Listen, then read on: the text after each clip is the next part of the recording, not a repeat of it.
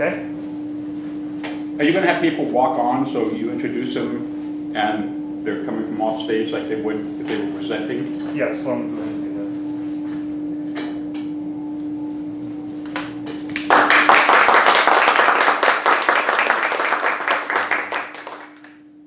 Walk, walk, walk. This is an audience advisory. In a few moments, you will be asked to locate your squirrel bag. I repeat, your squirrel bag. We now return you to the speech in progress. Walk, walk, walk.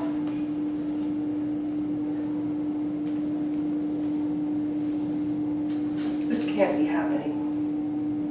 When I went to bed, they were normal. My toes. But when I woke up, there they were, all 10 of them, shriveled up like 10 little brown raisins. I got my eyebrows done, and the lady looked at me. Buddha face, $35. Apparently, I now had a beard. That was it. I was too through. I was not going to let any age-related bodily dysfunction occur to me ever again. So I started checking. Every day, check myself out.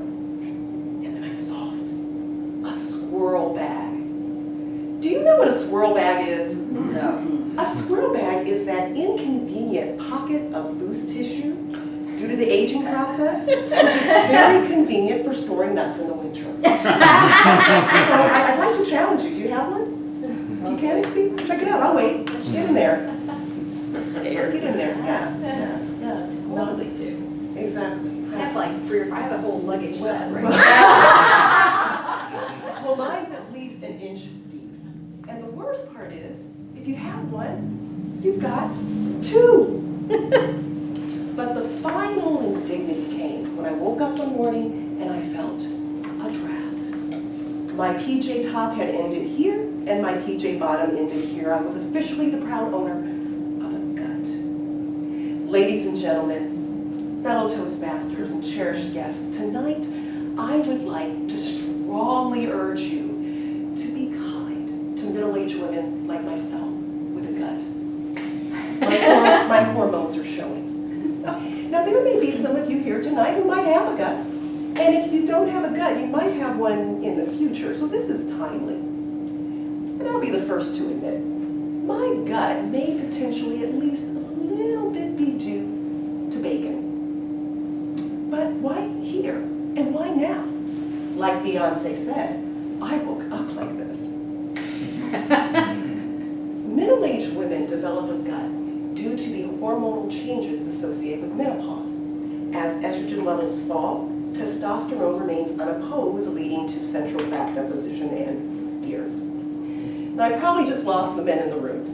At least half of you guys, by mentioning the words menopause and estrogen in the same sentence. You all probably just inserted ESPN in your minds as a buffer. And I get it, I understand, fellas, but please don't tap out. Don't tap out. Why? 3 reasons. First of all, men have their own version of menopause called andropause, which can cause some of the same issues here.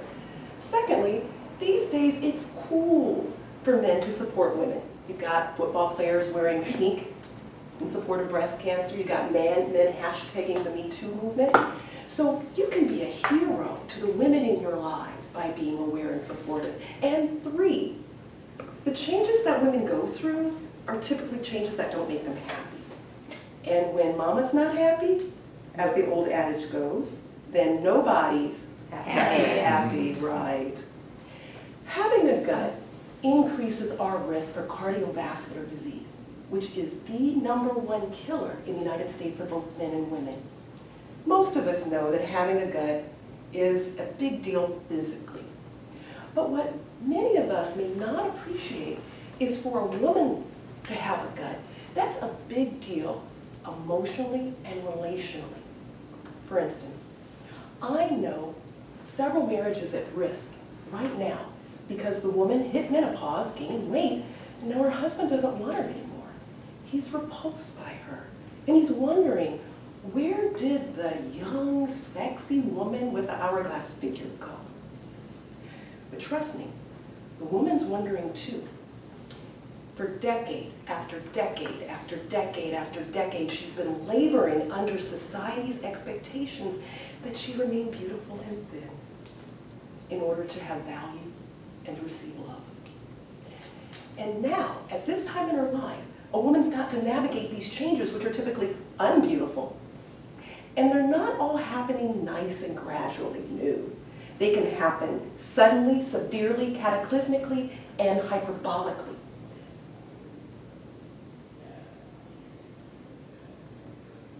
Think about it. You've got the beard, wrinkles, squirrel bag, gut. Please, let's endeavor to be kind to the women who are going through this change. And for those of us who are navigating this stage, let's be kind to ourselves too. Thank you.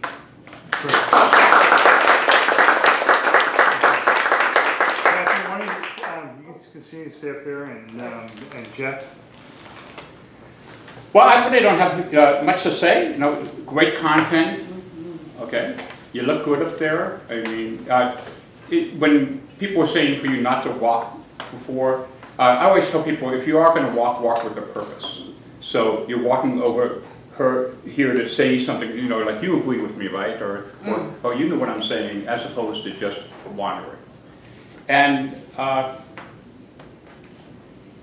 the beginning, when you're coming out and you're going wonk wonk, I think you need to make that a more annoying sound, like whack whack, because to me it sounds like you're saying walk walk. So what does that mean? Okay, and I just think with your voice, you're keeping it artificially too soft. I don't know if that's the way you normally talk. It doesn't sound like it's conversational, but you tend to talk like this all the time. And you want to be up there, you're a speaker, and you want to be in command of the room. So more conversational and just a little more forceful with stuff. But I thought you have a great sense of humor. Probably the only critique I'd have with that is there's times where people are laughing and you start talking, which stops them from laughing. So let them laugh. So just build that in there. And in every presentation I've ever been in, as talking to, Keller's taking the comedy class too, is that people are going to laugh sometimes where you don't ever expect. Nobody's ever laughed there before. And all of a sudden, for some reason, people start laughing. And what do? You shut up and just let them laugh. That's why we're up there. But yeah, I thought you looked great up there. I was trying to think of things to come up with to say to you so I could justify me being here. But that was it. That's all I had. Thank you. You're welcome. Thank you. Anybody else have a I get that comment a lot that I am kind of monotone. That's how I speak. Yeah. And in order for me to project, it seems like a lot of energy. But Sometimes you need to take it. Yeah. they can tell you make it. And that's that's one of my biggest critiques with people in the comedy workshop is their monotone. And the thing is, if you're asking something that's a question, then there's got to be questioning in your voice. I mean, it has to be like, do you understand that? It can't just be, do you understand that? No. So look at the punctuation. If there's exclamation point, you got to be exclamatory. But you're right, not everything needs to be delivered. Some of it's just information, but the things that need to be delivered need a little energy. And also, I'll only say tap out once, because that's a punchline. And you go, man, don't tap out. Because you're saying, don't tap out, tap out. Well, I wanted to laugh after the first tap out, but then you kept talking, so I'm like, okay, I'll stop there. Yes, sir. Thank you. That's helpful. Anybody else have a comment? Steve? Wonderful there, Cathy. I'd say, you have a large, influential purpose there, and I'm looking forward to see that unfold even more, to relax in that sense of purpose. At certain points you really came across what you knew you had to say, and let that continue to refine your speaking stature. Where you just be yourself and your influence can have that impact you're meant to have. Thank you. I really liked your expressions. I agree with the level of speech. I think that you sometimes get quiet when you're trying to make a point, and you can do that if you start out louder. But going from where you were to quieter that's not as effective. I didn't get it as much. And I like the example, because there are a lot of marriages at risk and people don't realize. I have a friend who's a physician, she's like, nobody gets divorced until the hormones are balanced. I mean, no, there's a lot of, you can borrow that because she won't even know. But maybe a specific example or two might draw those men in and those women. Men, have you ever been in a situation where your wife, XYZ? Yes. Women, how about, have you ever felt, you just draw them in a little more. Yes, thank you. But I like the example, but it was kind of third party. There are marriages at risk, like make it personal to your audience. 1.2, Yeah. who is your audience? Excellent question. At the toast, because it's going to vary potentially if I decide to speak about women, menopause, and weight. Toastmasters is a mixed group. Right. So that's why I didn't kind of drill down, but that does impact. Your speech is designed for your audience. We have to know who we're speaking to. Yeah, because I see that as a Toastmaster speech, but I whenever I hear somebody talking about it, who would give them money to say that? That's right. And yet, because you're going, well, corporate market really wouldn't, and you're going, well, maybe a wellness group or, a church group, something, but I'm saying, you could have a great presentation and no audience. Exactly. So that's part of this journey. And I know our time is limited, but just very briefly, as all of us go through ProPath, we got to fill in that first box. And the first box is, who are you speaking to? And the question is, who's going to pay me to speak? But you have the intersection of what am I passionate about? So how do you find that link? Because that's where the good speaking comes from. What do you want to accomplish with your speaking? That could be the first question to ask yourself. And then your audience comes from that. That's great. Cathy, it was interesting, you started out with talking about your own raising toes and then you went, I was waiting for it to get back to how is it affecting you now, having this actual thing happening to you? Because then you went into all women and I was kind of like, okay, well then, I'd love to have some sort of tie back into you and what that's going on with you. To me personally, I wanted to hear that because, I'm a practitioner, so I wanted to hear what you had to say. All right, does anybody else have any other comments? Yes, please. Okay. So I am been in entertainment my entire life, so I'm going to have comments that are not speaker comments. They're going to be actor comments. So definitely right on what Jeff said about the wonk. Whether it's volume, whether it's intensity, whether it's a higher pitch sounds are a bit alarming, and you want it to be alarming. We want to be alarmed, like why is she making that sound, right? We want to be a little bit alarmed, uncomfortable, right? And then the good flow of ideas, well organized, you built up really well to your main message, which was have mercy, y'all have mercy. Yeah. Give me a break. So that was awesome. Great humor. I loved a lot of the humor you put in there was really nice. Yeah. Really well done. Ain't nobody happy. I Use know. the colloquialism. I know. Use accents. Listen, if you want to capture the heart, we all know that the real term is ain't nobody happy. Time draws short. The reason I didn't, because that's how the expression goes.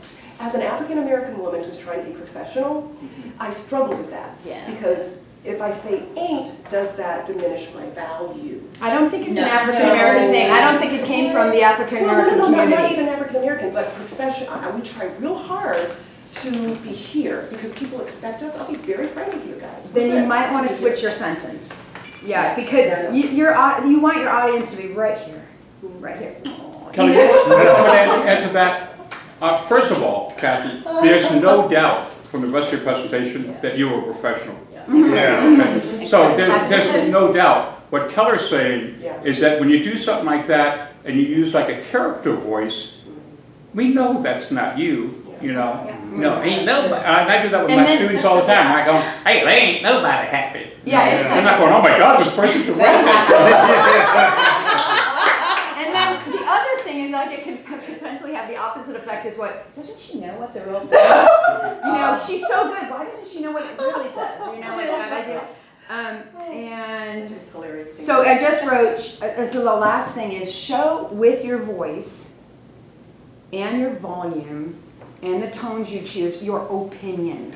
I want to hear your opinion. So you state nicely, men this, women this, when this happens. Do you have an opinion about that? Because I am not seeing the fullness of your opinion, and I know you have an opinion about that. Those men who, you know, and it doesn't have to be how I'm saying. You know what? We've seen some great speakers at NSA, and some of them have gotten really weird stuff, attitude stuff. They do crazy stuff. They bang on tables. They stand on top of things. Do not be afraid to just fill it up. Just fill it up. From a performing perspective, you'll have them right in your hands. If you hold back your wonderfulness, we'll miss your wonderfulness. So please feel free to explode. Thank you. Okay, I'd like to make a couple comments. I thought you also used like really great humor as well. If I were you, I thought you turning the back to the audience was a huge distraction to start with. Fair enough. And even Jeff, the very first thing we learn in the comedy class is always look at your audience all the way on. And this is when they make their first impressions of you. For you to come out and turn your back to us and all we're seeing is your back, I don't think that's real good. So I would rework that. Beautiful. Thank you, Speaker Lau. All right.